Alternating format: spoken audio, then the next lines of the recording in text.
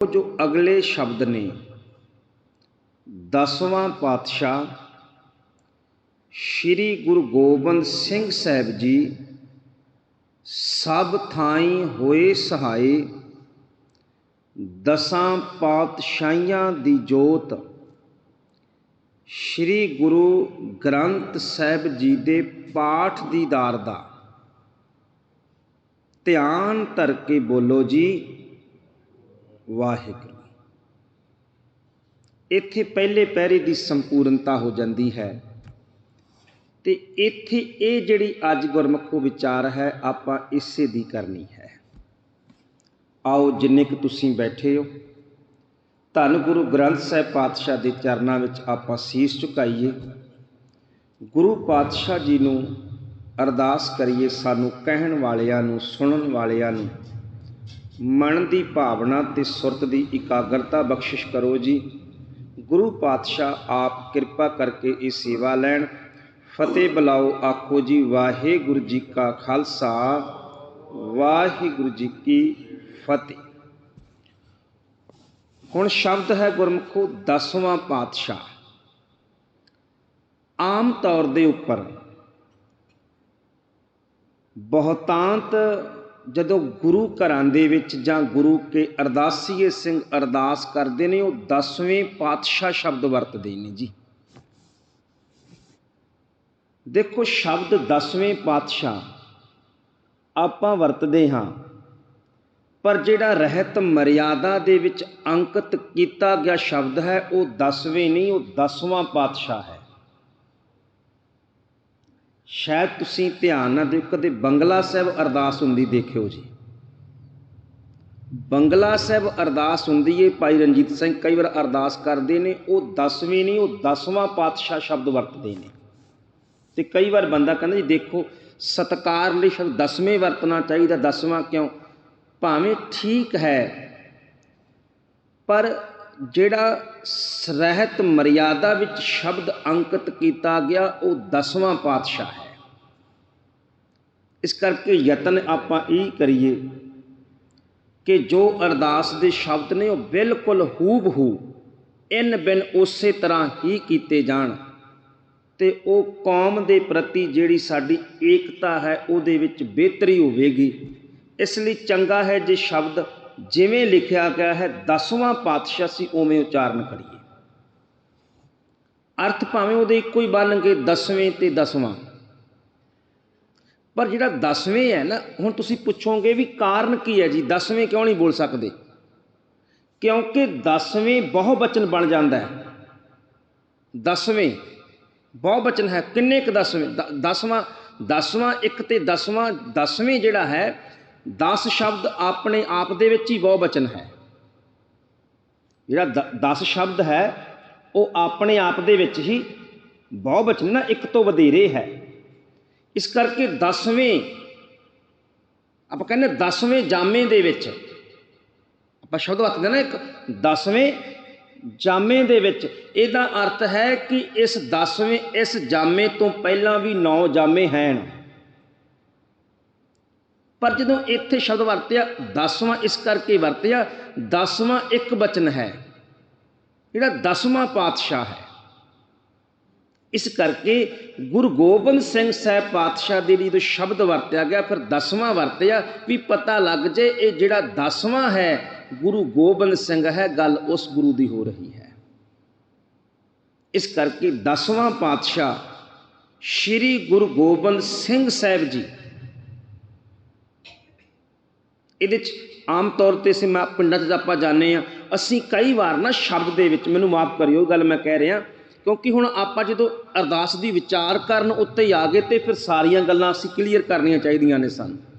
कई बार गुरमुखो असीं साडे अरदासियां सिंघां दा इह सुभाਅ हुंदा है, और साडियां संगतां विच भी एक कमजोरी है, जिहड़ा अरदासिया लम्मे चौड़े शब्दां दा एक जाल बना के पेश करे, असीं कहने भी इहदे वर्गी अरदास ही कोई नहीं करदा।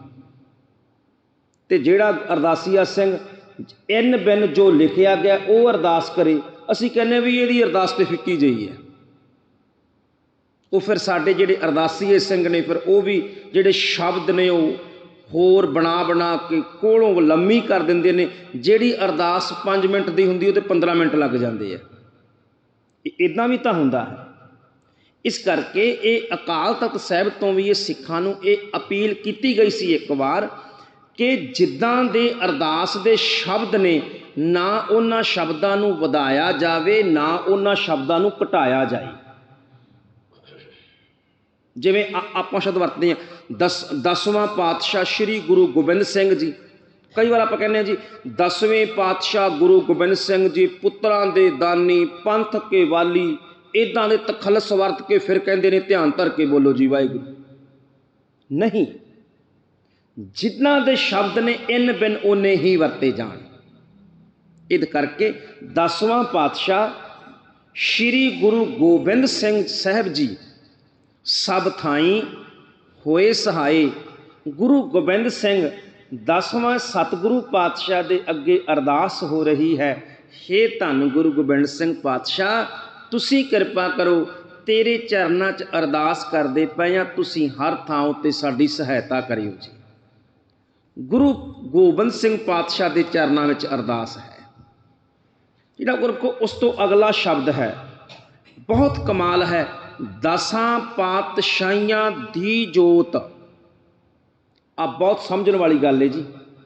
10 पातशाहियां दी जोत श्री गुरु ग्रंथ साहिब जी दे पाठ दीदार दा, आम तौर पर दर्शन दीदार बोल दिंने आपां। आम बहुतांत जिहड़े अरदासीए सिंह ने वो कहते हैं जी पाठ दीदार दा ध्यान, दर्शन दीदार नहीं, पाठ दीदार दा। क्योंकि दर्शन दीदार ते शब्द ही इको है। तेरे दर्शन हो गए, तेरे दीदारे हो गए। जो आप बोलते हैं ना दर्शन दीदारे, दर्शन ते दीदारे इको ही शब्द है गुरमुखो, ये 2 वक्रे शब्द नहीं है। सिर्फ भाषावां दा जिहड़ा है वो फर्क है। जिहड़ा दीदार शब्द है वो फारसी भाषा विचों आया, दर्शन शब्द संस्कृत हिंदी भाषा दे विचों आया, इन्ना ही फर्क है। इस करके दर्शन दीदारे नहीं है, शब्द है पाठ दीदार दा। इहदा अर्थ बनता है गुरु ग्रंथ साहिब जी 10 पातशाहियां दी जोत ने, ते जे तू इस विचों दर्शन 10 पातशाहियां दे करने ने ते चेता करी पाठ दीदार दा ध्यान धर के है। पाठ करेगा ते दर्शन दीदारे होणगे, जे तू पाठ ना दर्शन दीदारे तेनों कोई नहीं जे होने। इहदा सिद्धांत है ये, तां किया जाता है पाठ दीदार दा ध्यान धर के। अर्थ बनता है पाठ करेगा ते दीदार होणगे। जे तू बिना पाठ करे तो कह लवें, पाठ का अर्थ है गुरबाणी पढ़नी। जे तू बिना गुरबाणी पढ़े तो, जे तू बिना पाठ करे तो कह देवें कि मैनू दर्शन दीदारे हो जाण ते कदे नहीं होने। इस करके भाई सिखा, जे तू सचमुच गुरु ग्रंथ साहिब जी के चरनां विच बैठा है ते 10 पातशाहां दे दीदार करने चाहना है, इक्को ही तरीका है, गुरु की बाणी नूं पढ़, इहदा पाठ कर। इस करके गुरमुखो शब्द वरत्या गया पाठ दीदार दा ध्यान धर के। इस करके ये भी आपां नुकता ध्यान ना समझना भी इनू दर्शन दीदार दा ध्यान धर के नहीं बोलना, पाठ दीदार दा ध्यान धर के बोलना है, क्योंकि दीदार ते दर्शन इक्को ही शब्द ने। चलो इस तो पहला आपां विचारीए 10 पातशाहियां दी जोत। ये पंथ ने शामिल किया। जिहड़ी अरदास है ना कि गुरु तेग बहादुर सिमरे घर नौ निध आवे धाई सब थाई होए सहाय, इत्थों तक तो चंडी दी वार दी पौड़ी चलती पई सी। इस तो बाद है जिहड़ा वो पंथक तौर के उत्ते जिहड़े गुरसिखां ने फिर ये अरदास कायम की है। समय समय उत्ते इहदे च बदलाव बहुत होंदे गए गुरमुखो। बाबा बंदा सिंह बहादुर के समय जिहड़े सन पैरे घट सी, इहदे 2 पैरे सी। मिसलों के वेले नाल होर पैरे जुड़ते गए। उस तो बाद हौली हौली रहत मर्यादा बनी। ये फिर जी अज की अरदास आपां करते हैं, ये लगभग 1935-36 में कंप्लीट हुई सारी अरदास। उस तो बाद फिर जदों पाकिस्तान हिंदुस्तान देश की वंड हुंदी है, देश की वंड हुंदी है जिहड़ी, उस तो बाद फिर विछड़े गुरधामां दी जिहड़ी दर्शन दीदारियां दी अरदास उस तो बाद वो अंकित की गई। तो ये जिहड़ी है कुछ ना कुछ ऐड अरदास हुंदा रहा। जिहड़ी अज दी मूल अरदास है रहत मर्यादा दे विच है, उसनूं आपां समझना है केवल। तो दसां पातशाहियां दी जोत। हुण जोत दा की अर्थ है जी? इत्थे गुरु ग्रंथ साहिब जी नूं कहा गया ये दसां पातशाहियां दी जोत है। ਜਦੋਂ जोत ਦੇ ਆਪਾਂ अर्थ करते हैं, रात भी गुरसिख आया सी, उसने भी कहा भाई साहब जोत के की अर्थ बनते हैं, कथा विचार करदे तो जोत शब्द आ जिहड़ा गुरमुखो ये गुरु ग्रंथ साहिब पातशाह जी की बाणी दे विच वक्खो वक्खरे अर्थां दे विच आया है। किते इस शरीर दे लई भी शब्द जोत आया, सर्ब जोत में जाकी जोत। ਇਹਦਾ अर्थ बनेगा जिहड़ी पहली जोत है ਉਹਦਾ अर्थ है शरीर, ते जिहड़ी दूजी जोत है ਉਹਦਾ अर्थ है ਉਹ सत्या ਉਹਦੀ ताकत। सर्ब जोत में जाकी जोत, सारियां दे जोत विच उस परमात्मा दी जोत है। ਇਹਦਾ अर्थ बनता है सारे ही शरीरां दे विच उस परमात्मा दी ताकत सत्या है। तो जोत दे अर्थ वख वख इक्को पंक्ति दो बन गए। इसे तरह के नाल असी शब्द पढ़ते हैं, सब में जोत जोत है सोए तिस दै चानण सब में चानण होई।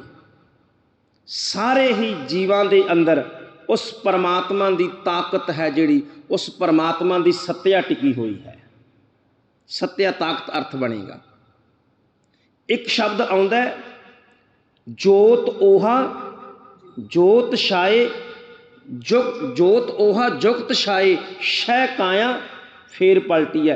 जोत ओहा इत्थे जोत का अर्थ ताकत नहीं बनता, सत्या नहीं बनता, क्योंकि गल इत्थे गुरु जोत की हो रही है। जोत ओहा इत्थे जोत का अर्थ है जिहड़ा वो अर्थ बनेगा गुरु दी विचार, गुरु का सिद्धांत, गुरु का ज्ञान। इत्थे की अर्थ बनेगा गुरु का ज्ञान, गुरु का ध्यान, गुरु का सिद्धांत है जिहड़ा गुरु की विचारधारा दे लई शब्द जोत वरत्या गया। जिहड़ा इत्थे शब्द है दसां पातशाहियां दी जोत, इस जोत का अर्थ है चानण। गुरु ग्रंथ साहिब जी के अंदर दसां पातशाहियां का चानण है। चानण का की अर्थ है जी? गुरु ग्रंथ साहिब पातशाह जी की बाणी के अंदर गुरमुखो गुरबाणी नूं चानण कहा गया। गुरबाणी इस जग में चानण। किते असीं ये शब्द पढ़ते हैं, सतगुरु पातशाह जो बाणी लई शब्द वरतते हैं तो गुरु की बाणी लई शब्द अंमृत भी वरतते हैं। बाणी गुरु, गुरु है बाणी विच बाणी अंमृत सारे। बाणी नूं अंमृत कहा गया। किते गुरु ग्रंथ साहिब पातशाह जी की बाणी के अंदर गुरमुखो इस बाणी नूं परमेश्वर रूप कह दिता गया कि लोक जानै ये गीत है ये तो ब्रह्म विचार। परमेश्वर कह दिता गया। इदा पोथी परमेश्वर का थान। ये जिहड़ी पोथी है, जिहड़ा ये ग्रंथ है, यही असल दे विच उस वाहिगुरु परमेश्वर का थान। थान का अर्थ हुंदा असल टिकाणा। यही परमेश्वर का असल टिकाणा है। गुरु ग्रंथ साहिब पातशाह बाणी लई किन्ने तखल्लुस आए बाणी अंदर। जिहड़ा जोत शब्द है इहदा अर्थ बनदा चानण, क्योंकि जदों असीं भट्ट गयंद दे सवैये पढ़दे आ, भट्ट गयंद जी ने ना एक थान दे उत्ते गुरु नानक साहिब पातशाह नूं चिराग लिखिया। बलियो चिराग अंधियार में सब कल उदरी एक नाम धरन। गुरु नानक साहिब पातशाह कलयुग के समय ते चिराग बन के बले ने। बलियो चिराग अंधियार में, जिहड़ा चिराग शब्द है गुरु नानक साहिब पातशाह लई आया है। ते चिराग जिहड़ा शब्द है ये दीवे लई वरत्या जाता है। तुसीं कदे पिंडां 'च जाओ अज भी, उत्थे जिहड़ियां बजुर्ग माइयां सन शाम नूं होना गुरमुखो ਹਨੇਰਾ ਜਾ ਹੋਣਾ ਤੇ ਬੱਚਿਆਂ ਨੂੰ ਕਹਿਣਾ ਭਾਈ ਚਿਰਾਗ ਬਾਲ ਦਿਓ, ਉਹਦਾ ਅਸੀਂ ਦੀਵਾ ਬਾਲਦੇ। ਚਿਰਾਗ ਸ਼ਬਦ ਦੀਵੇ ਲਈ ਵਰਤਿਆ ਜਾਂਦਾ ਸੀ। ਇੱਦਾਂ ਕਰਕੇ ਤੋ ਗੁਰੂ ਪਾਤਸ਼ਾਹ ਜੀ ਨੂੰ ਬਾਣੀ 'ਚ ਸ਼ਬਦ ਦੀਵਾ ਜਿਹੜਾ ਹੈ ਉਹ ਦੀਵਾ ਸ਼ਬਦ ਵੀ ਵਰਤਿਆ ਗਿਆ, ਚਾਨਣ ਸ਼ਬਦ ਵੀ ਵਰਤਿਆ ਗਿਆ, ਚਿਰਾਗ ਸ਼ਬਦ ਵੀ ਵਰਤਿਆ ਗਿਆ। ਇੱਕ ਥਾਂ ਗੁਰੂ ਅਰਜਨ ਸਾਹਿਬ ਪਾਤਸ਼ਾਹ ਦਾ ਬਚਨ ਮੈਨੂੰ ਚੇਤੇ ਆ ਰਿਹਾ, ਗੁਰੂ ਅਰਜਨ ਸਾਹਿਬ ਪਾਤਸ਼ਾਹ ਨੇ ਗੁਰੂ ਦੇ ਲਈ ਸ਼ਬਦ ਦੀਪਕ ਵਰਤਿਆ। ਗੁਰ ਦਾਤਾ ਗੁਰ ਹਿਵੈ ਕਰ ਗੁਰ ਦੀਪਕ ਤਹਿ ਲੋਈ। ਕਹਿਣ ਲੱਗੇ ਗੁਰੂ ਦਾਤਾਂ ਦੇਣ ਵਾਲਾ ਹੈ, ਗੁਰੂ ਬਰਫ਼ ਦਾ ਘਰ ਹੈ। ਗੁਰ ਦਾਤਾ ਗੁਰ ਹਿਵੈ ਕਰ, ਹਿਵੈ ਹੁੰਦਾ ਬਰਫ਼, ਗੁਰੂ ਬਰਫ਼ ਦਾ ਘਰ ਹੈ, ਠੰਡ ਦਿੰਦਾ ਹੈ। ਤੇ ਤੀਜਾ ਆ ਗਿਆ ਦੁਨੀਆ ਦੇ ਲੋਗੋ, ਜੇ ਤੁਸੀਂ ਹਨੇਰੇ 'ਚ ਬੈਠੇ ਹੋ ਤੇ ਗੁਰ ਦਾਤਾ ਤਹਿ ਲੋਏ, ਗੁਰੂ ਤੇ ਤਿੰਨਾਂ ਲੋਕਾਂ ਦਾ ਦੀਵਾ ਹੈ, ਦੀਪਕ ਹੈ, ਇਸ ਗੁਰੂ ਕੋਲੋਂ ਚਾਨਣ ਲੈ ਲਵੋ। ਗੁਰ ਦੀਪਕ ਤਹਿ ਲੋਏ। ਦੀਪਕ ਦੀ ਗੱਲ ਚੱਲਦੀ ਹੈ, ਦੀਵੇ ਦੀ ਗੱਲ ਚੱਲਦੀ ਹੈ ਗੁਰਮੁਖੋ, ਤੇ ਦੀਵੇ ਵਿੱਚੋਂ ਜੋਤ ਨਿਕਲਦੀ ਹੈ। ਕਿਉਂਕਿ ਦੀਵੇ ਦੀ ਕੀਮਤ ਤਾਂ ਹੀ ਹੈ ਨਾ ਜੇ ਜੋਤ ਨਿਕਲਦੀ ਉਹਦੇ ਵਿੱਚੋਂ, ਨਹੀਂ ਤਾਂ ਗੁਰੂ ਗ੍ਰੰਥ ਸਾਹਿਬ ਪਾਤਸ਼ਾਹ ਜੀ ਕਹਿੰਦੇ ਨੇ, ਕਹਿਣ ਲੱਗੇ ਜਿਹੜਾ ਦੀਵਾ ਹੈ ਨਾ ਉਹਦੀ ਕੀਮਤ ਉਦੋਂ ਤੱਕ ਹੀ ਹੈ ਜਦ ਤੱਕ ਉਹਦੇ ਅੰਦਰ ਤੇਲ ਹੈ, ਉਹਦੇ ਅੰਦਰ ਜੋਤ ਬਲਦੀ ਪਈ ਏ। ਜਬ ਲਗ ਤੇਲ ਦੀਵੈ ਮੁਖ ਬਾਤੀ ਤਬ ਸੂਝੈ ਸਭ ਕੋਈ, ਤੇਲ ਜਲੇ ਬਾਤੀ ਠਹਿਰਾਨੀ ਸੋਨਾ ਮੰਦਰ ਹੋਈ। ਕਿਹਾ ਨਾ ਸ਼ਬਦ ਬਾਣੀ ਨੇ, ਦੀਵੇ ਦੀ ਕੀਮਤ ਤਾਂ ਹੈ ਉਹਦੇ ਅੰਦਰੋਂ ਜੋਤ ਬਲਦੀ ਹੈ, ਚਾਨਣ ਦਿੰਦਾ ਹੈ। ਤੇ ਗੁਰੂ ਗ੍ਰੰਥ ਸਾਹਿਬ ਪਾਤਸ਼ਾਹ ਗੁਰੂ ਅਰਜਨ ਸਾਹਿਬ ਕਹਿਣ ਲੱਗੇ ਗੁਰੂ ਦੀਵਾ ਹੈ ਤੇ ਗੁਰੂ ਜਿਹੜਾ ਹੈ ਉਹ ਗਿਆਨ ਦਾ ਚਾਨਣ ਦੁਨੀਆ ਨੂੰ ਦਿੰਦਾ ਹੈ। ਜਿਹੜਾ ਗੁਰੂ ਦੀਵਾ ਹੈ ਨਾ ਇਹ ਫਿਰ ਗਿਆਨ ਦਾ ਚਾਨਣ ਹੈ, ਜਿਹੜਾ ਉਹ ਦੁਨੀਆ ਅੰਦਰ ਬਾਲਦਾ ਹੈ। ਤੇ ਗੁਰੂ ਅੰਗਦ ਸਾਹਿਬ ਪਾਤਸ਼ਾਹ ਕਹਿੰਦੇ ਦੁਨੀਆ ਦੇ ਲੋਗੋ, ਜਦੋਂ ਗੁਰੂ ਦੀਵਾ ਬਣ ਕੇ ਜਲਦਾ ਹੈ ਤੇ ਸੱਚੀ ਗੱਲ ਇਹ ਹੈ ਸਾਡੇ ਜਿਹੜੇ ਅੰਦਰ ਦਾ ਹਨੇਰਾ ਹੈ, ਬਾਹਰ ਦੇ ਲੱਖਾਂ ਹਜ਼ਾਰਾਂ ਦੀਪਕ ਵੀ ਬਲ ਜਾਣ, ਬਾਹਰ ਚੰਦਰਮਾ ਵੀ ਸੈਂਕੜੇ ਚੜ੍ਹ ਜਾਣ, ਪਰ ਸੱਚੀ ਗੱਲ ਇਹ ਹੈ ਜਿਹੜਾ ਅੰਦਰ ਦਾ ਹਨੇਰਾ ਹੈ ਉਹ ਗੁਰੂ ਦੀਵੇ ਤੋਂ ਬਿਨਾਂ ਕਦੇ ਪ੍ਰਕਾਸ਼ ਹੀ ਨਹੀਂ ਹੋ ਸਕਦਾ। ਜੇ ਸੋ ਚੰਦਾ ਉਗਵੈ ਸੂਰਜ ਚੜ੍ਹੈ ਹਜ਼ਾਰ, ਇਤੇ ਚਾਨਣ ਹੁੰਦਿਆਂ ਗੁਰ ਬਿਨ ਘੋਰ ਅੰਧਾਰ। ਗੁਰੂ ਦੀਵੇ ਦੇ ਬਾਲਣ ਤੋਂ ਬਿਨਾਂ, ਗੁਰੂ ਦੀਵੇ ਚਾਨਣ ਤੋਂ ਬਿਨਾਂ ਅੰਦਰ ਦਾ ਹਨੇਰਾ ਖਤਮ ਹੀ ਕੋਈ ਨਹੀਂ ਹੋਣਾ। ਇਸ ਕਰਕੇ ਗੁਰੂ ਗ੍ਰੰਥ ਸਾਹਿਬ ਪਾਤਸ਼ਾਹ ਜੀ ਨੂੰ ਕਿਹਾ ਗਿਆ ਦਸਾਂ ਪਾਤਸ਼ਾਹੀਆਂ ਦੀ ਜੋਤ। ਗੁਰੂ ਗ੍ਰੰਥ ਸਾਹਿਬ ਦਸਾਂ ਗੁਰੂ ਸਾਹਿਬਾਨਾਂ ਦਾ ਚਾਨਣ ਹੈ, ਜੋਤ ਹੈ। ਜੇ ਭਾਈ ਤੂੰ ਦਸਾਂ ਪਾਤਸ਼ਾਹੀਆਂ ਦਾ ਚਾਨਣ ਲੈਣਾ ਹੈ, ਦਸਾਂ ਪਾਤਸ਼ਾਹੀਆਂ ਦੀ ਜੋਤ, ਜੇ ਤੂੰ ਦਸਾਂ ਪਾਤਸ਼ਾਹੀਆਂ ਦੀ ਕਿਰਪਾ ਲੈਣੀ ਹੈ, ਜੇ ਤੂੰ ਦਸਾਂ ਪਾਤਸ਼ਾਹੀਆਂ ਕੋਲੋਂ ਬੁੱਧੀ ਲੈਣੀ ਹੈ, ਜੇ ਤੂੰ ਦਸਾਂ ਪਾਤਸ਼ਾਹੀਆਂ ਕੋਲੋਂ ਰਹਿਮਤਾਂ ਲੈਣੀਆਂ ਨੇ, ਤੇ ਦਸਾਂ ਪਾਤਸ਼ਾਹੀਆਂ ਦੀ ਜੋਤ, ਦਸਾਂ ਗੁਰੂਆਂ ਦਾ ਚਾਨਣ ਕੇਵਲ ਗੁਰੂ ਗ੍ਰੰਥ ਸਾਹਿਬ ਪਾਤਸ਼ਾਹ ਹਨ। ਇਹ ਬਹੁਤ ਵੱਡਾ ਸਿਧਾਂਤ ਸੀ ਜੀ।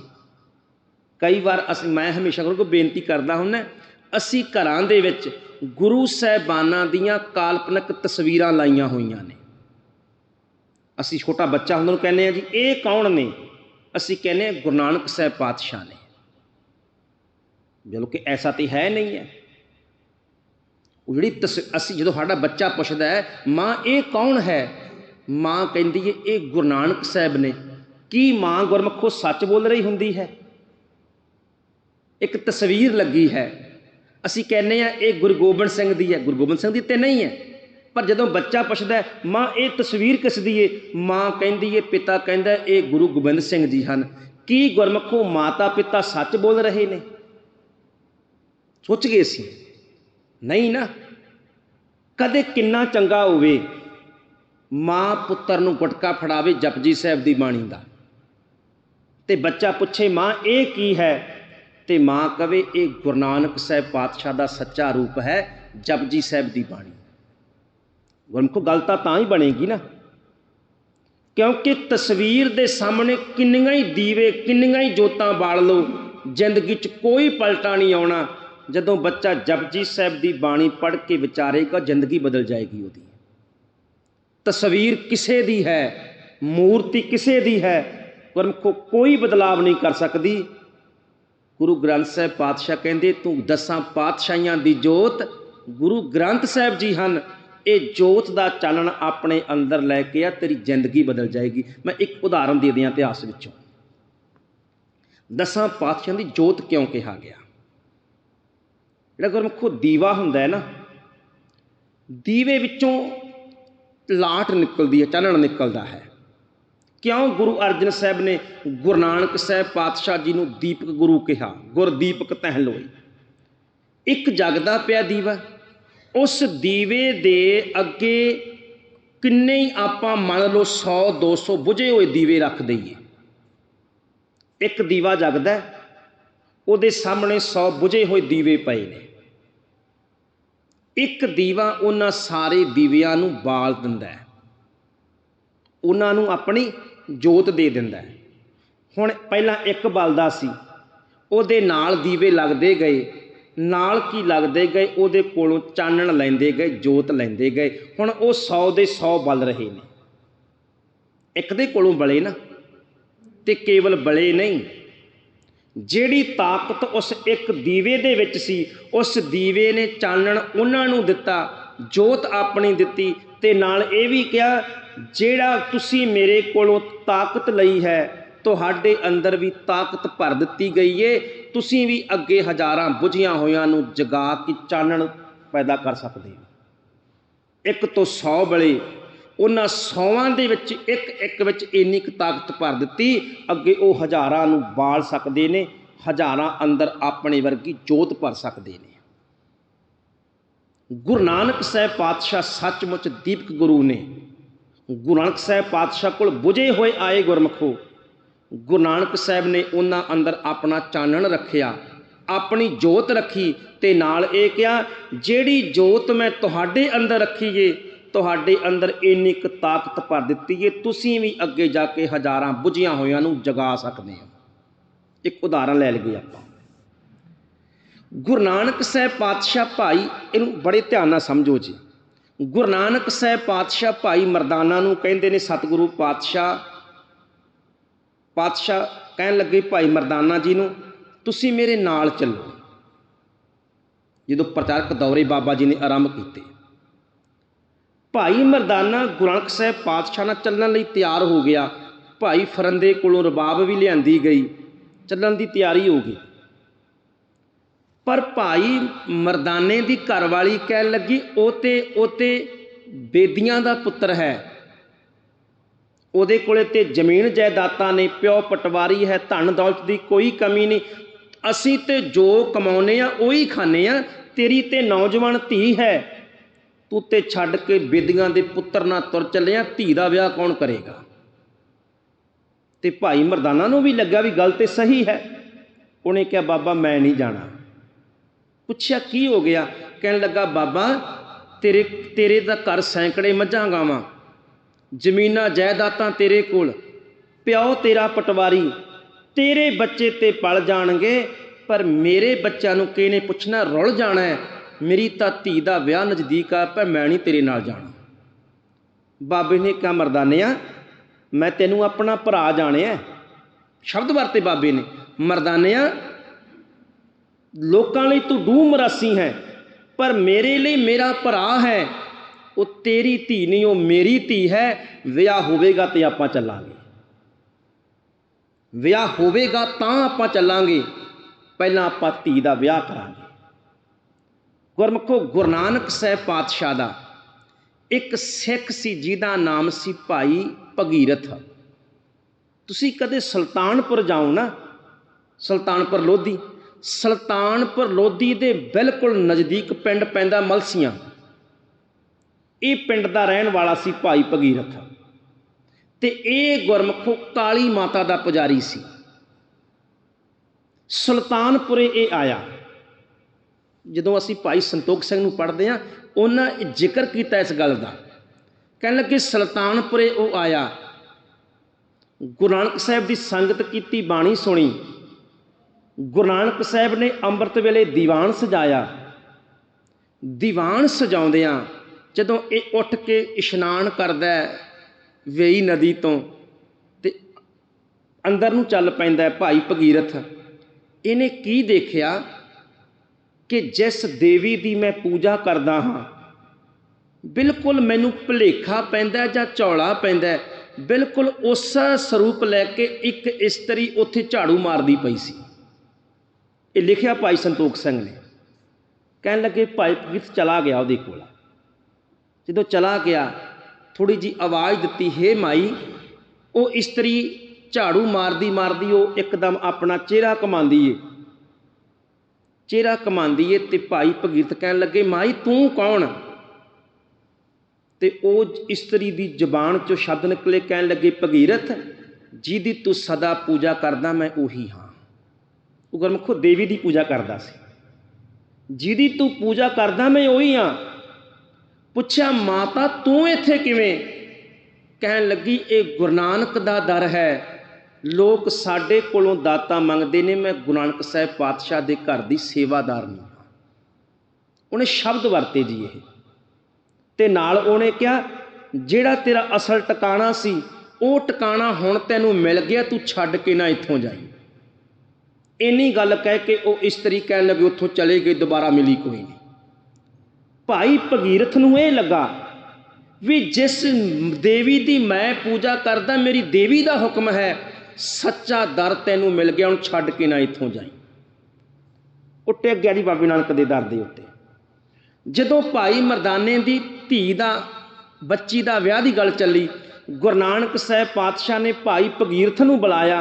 कहन लगे लाहौर जाओ, भाई मरदाने की बच्ची का विआह करना है, उत्थों रसद सीधा समान लैके आओ। गुरमुखो भाई भगीरथ सी जिहड़ा गुरु दे बचन मनदा है ते जाके वो लाहौर चला जाता है। लाहौर एक दिन भाई भगीरथ रहा ते जिथों समान लैना सी उस दुकान बाणी का नाम सी भाई मनसुख। थोड़े नाम बड़े याद रखो जी। उहदा नाम सी मनसुख, क्योंकि अज वांग ते नहीं सी भी हुणे गए ते घंटे बाद लै आए समान, कई दिन लग जाते सन जी उदों तां।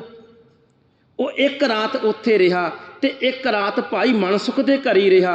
एक रात भाई भगीरथ ने गुरु नानक साहिब की बाणी भाई मनसुख नूं सुनाई। मनसुख इन्ना कनिहाल होया, कहन लगा जिस बाबे की बाणी विच इन्ना आनंद है, मैनूं उस बाबे कोल लैके चल। वो नाल ही आ गया जी। जदों नाल आ गया राह च गुरु दीयां गल्लां करदे आए, पर भाई मनसुख कहन लगा मैं गुरु नानक साहिब नूं पूर्ण तां मन्नांगा जे किते बाबा मैनू नाम लैके आवाज़ मारे तां। इदां इदां उन्हें कहा। भाई भगीरथ कहन लगा मैं गारंटी कोई नहीं लैंदा, मेरा बाबा सचमुच परमेश्वर रूप है, पर उहदे कौतक की होणगे मैनू कोई पता नहीं, तू मैं तैनूं लै चलदा केवल। गुरमुखो भगीरथ जदों आया सुल्तानपुरे, संगतां दी भीड़ गुरु नानक साहिब पातशाह दे आले दुआले, ते गुरु नानक पिछे जे खड़ गया भाई मनसुख, पिछे जे खड़ा हो गया। भाई भगीरथ ने नमस्कार की चरनां दे विच।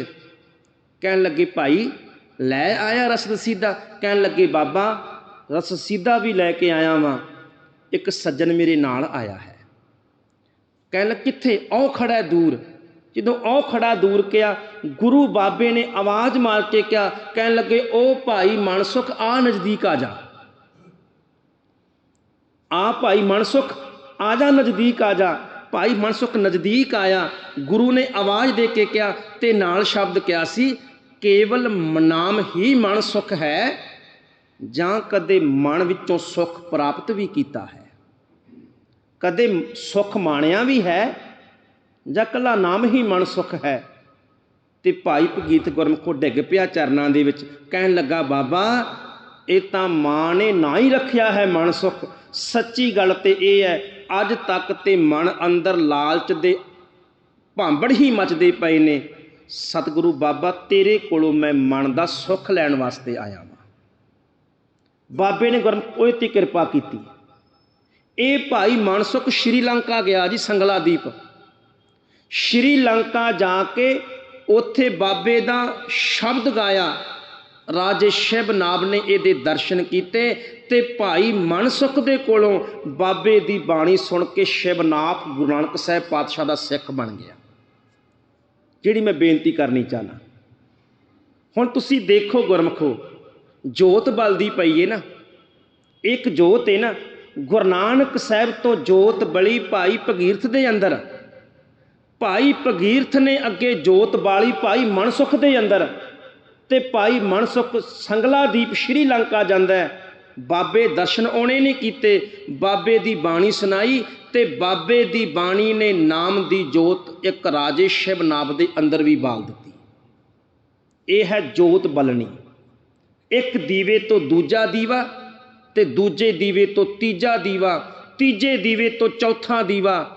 ਬਸ ਗੁਰੂ ਆਪਣੀ ਜੋਤ ਦੇਈ ਜਾਂਦਾ ਹੈ, ਤੇ ਉਹ ਜੋਤ ਨਾਲ ਪਤਾ ਨਹੀਂ ਕਿੰਨੇ ਕੁ ਬੁਝੇ ਹੋਏ ਦੀਵੇ ਜਗੀ ਜਾਂਦੇ ਨੇ। ਇੱਦਾਂ ਹੁੰਦਾ ਹੈ ਗੁਰਮੁਖੋ। ਇਸ ਕਰਕੇ ਗੁਰੂ ਨਾਨਕ ਸਾਹਿਬ ਕਿਹਾ ਗਿਆ, ਗੁਰੂ ਗ੍ਰੰਥ ਸਾਹਿਬ ਜੀ 10 ਪਾਤਸ਼ਾਹੀਆਂ ਦੀ ਜੋਤ ਨੇ ਭਾਈ, ਤੂੰ ਬੁਝਿਆ ਹੋਇਆ ਦੀਵਾ ਹੈ। ਗੁਰੂ ਦਾ ਪਾਠ ਕਰੀ, ਤੈਨੂੰ ਪਾਠ ਵਿੱਚੋਂ ਹੀ ਗੁਰੂ ਦੇ ਦੀਦਾਰੇ ਹੋਣਗੇ, ਤੇ ਇਹ ਦੀਦਾਰਿਆਂ ਦੇ ਵਿੱਚੋਂ ਤੈਨੂੰ ਗੁਰੂ ਦਾ ਚਾਨਣ, ਤੈਨੂੰ ਗੁਰੂ ਦੀ ਜੋਤ ਮਿਲੇਗੀ। ਇਸ ਕਰਕੇ ਸ਼ਬਦ ਵਰਤਿਆ ਗਿਆ 10 ਪਾਤਸ਼ਾਹੀਆਂ ਦੀ ਜੋਤ ਸ਼੍ਰੀ ਗੁਰੂ ਗ੍ਰੰਥ ਸਾਹਿਬ ਜੀ। ਗੁਰੂ ਗ੍ਰੰਥ ਸਾਹਿਬ ਜੀ 10 ਗੁਰੂਆਂ ਦਾ ਚਾਨਣ ਨੇ, 10 ਗੁਰੂਆਂ ਦਾ ਗਿਆਨ ਨੇ, 10 ਗੁਰੂਆਂ ਦੇ ਖਜ਼ਾਨੇ ਗੁਰੂ ਗ੍ਰੰਥ ਸਾਹਿਬ ਪਾਤਸ਼ਾਹ ਦੇ ਅੰਦਰ ਨੇ। ਕਹਿਣ ਲੱਗੇ ਪਾਠ ਦੀਦਾਰ ਦਾ ਧਿਆਨ ਧਰ ਕੇ ਬੋਲੋ ਜੀ ਵਾਹਿਗੁਰੂ। ਇਹਦਾ ਪਾਠ ਕਰ, ਤੈਨੂੰ ਪਾਠ ਵਿੱਚੋਂ ਹੀ ਦਰਸ਼ਨ ਦਿਦਾਰੇ ਹੋਣਗੇ ਗੁਰੂ ਦੇ। ਇਸ ਕਰਕੇ ਜਦੋਂ ਦਰਸ਼ਨ ਦਿਦਾਰੇ ਕਰੇਗਾ, ਫਿਰ ਧਿਆਨ ਧਰ ਕੇ ਬੋਲਿਆ ਕਰ ਵਾਹਿਗੁਰੂ। ਇੱਕ ਓਂਕਾਰ ਦਾ ਸਿਮਰਨ ਕਰਿਆ ਕਰ। ਭੁੱਲਾਂ ਚੁੱਕਾਂ ਦੀ ਖਿਮਾ, ਫਤਿਹ ਬੁਲਾਓ, ਆਖੋ ਜੀ ਵਾਹਿਗੁਰੂ ਜੀ ਕਾ ਖਾਲਸਾ, ਵਾਹਿਗੁਰੂ ਜੀ ਕੀ ਫਤਿਹ।